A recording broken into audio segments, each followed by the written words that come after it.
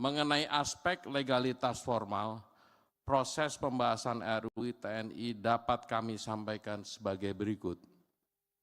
Yang pertama, rapat paripurna tanggal 18 Februari 2025, DPR RI telah menerima surat dari Bapak Presiden Prabowo Subianto dengan nomor R12-02-02-2025 tanggal 13 Februari 2025 mengenai penunjukan wakil pemerintah untuk membahas RUU TNI dan persetujuan RUU TNI. Kedua, Komisi 1 DPR RI menerima surat pimpinan DPR RI nomor B-11-PW.11-01-02/2025 tanggal 18 Februari 2025 perihal penegasan untuk membahas RUU TNI.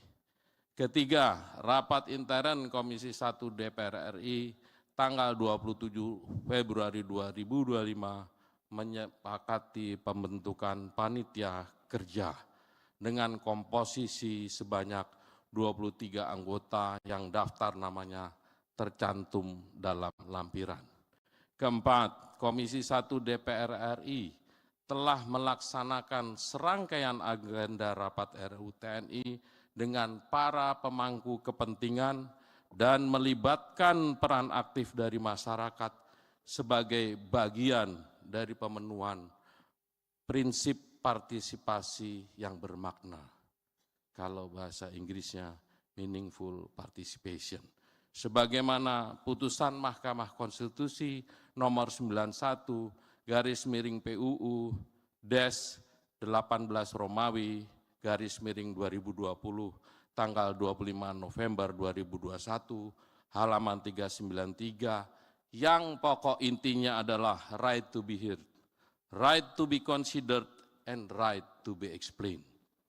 Kelima, pelaksanaan meaningful participation diwujudkan melalui rapat dengar pendapat umum yang diselenggarakan tanggal 3, 4, 10, dan 18 Maret 2025.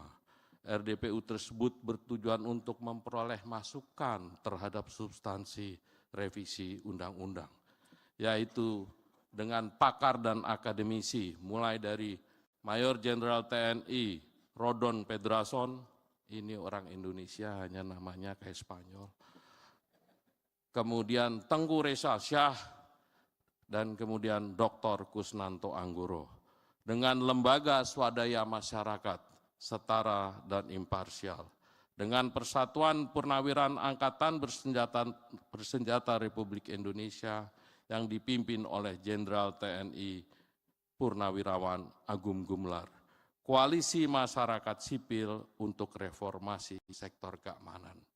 Komisi tentu saja juga melakukan rapat kerja dengan Menteri Hukum, Menteri Keuangan, Menteri Pertahanan, dan Menteri Sekretaris Negara. Kemudian komisi juga melakukan rapat kerja dengan Panglima TNI, Kasat, Kasal, dan Kasau. Panja RUU TNI, Komisi DPR RI melaksanakan rapat panja dengan pemerintah dari tanggal 14 sampai dengan 18 Maret 2025. Dan yang terakhir, komisi melakukan rapat kerja dalam rangka perundingan tingkat 1 dengan Menteri Hukum, Menteri Keuangan, Menteri Pertahanan, dan Menteri Sekretaris Negara pada tanggal 18 Maret 2025. Pimpinan dan para anggota Dewan serta hadirin yang berbahagia. Selanjutnya kami akan menyampaikan bagian kedua dari laporan ini, yaitu pembahasan mengenai substansi materi RUU ini. Perkenankan kami mengutip pasal 10 Undang-Undang Dasar Negara Republik Indonesia tahun 1945 yang berbunyi, Presiden memegang kekuasaan tertinggi atas Angkatan Darat, Laut, dan Udara. Kekuasaan tersebut meliputi aspek-aspek, mohon izin ini masih berbahasa Belanda, Nanti terjemahannya bisa kita sampaikan. Konsep beleid, rechlensdaad, bestuursdaad, begeersdaad, dan toezichthoudendaad. Berdasarkan hasil pembahasan substansi materi, menyepakati dan menyetujui RUU TNI dengan fokus pada 3 substansi utama, yaitu sebagai berikut. Yang pertama tentu soal kedudukan TNI, kemudian pasal 17 soal operasi militer selain perang. Operasi militer selain perang. Memang operasi militer untuk perang ini makin mudah-mudahan tidak pernah terjadi, supaya kita semua tidak dalam situasi yang sulit.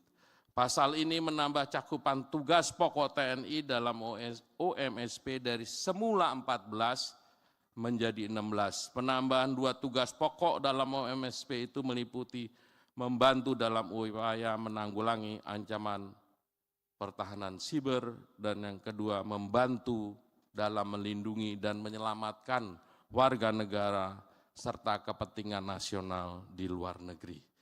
Kedua, pasal 47 terkait dengan penempatan prajurit TNI pada kementerian dan lembaga, sebagaimana diketuai bahwa prajurit aktif dapat menduduki jabatan di beberapa kementerian dan lembaga yang semula berjumlah 10 menjadi 14.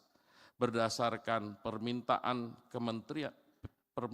pimpinan kementerian, lembaga, dan dengan tetap tunduk pada ketentuan peraturan administrasi yang berlaku di lingkungan kementerian dan lembaga tersebut.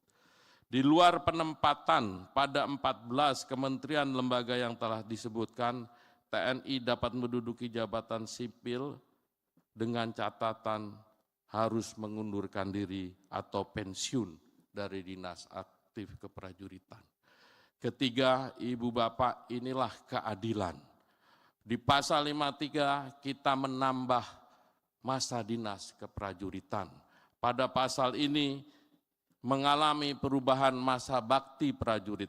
Masa dinas yang selama ini diatur usia paling tinggi 58 bagi perwira dan 53 tahun bagi bintara dan tama-tama mengalami penambahan sesuai dengan jenjang kepangkatan.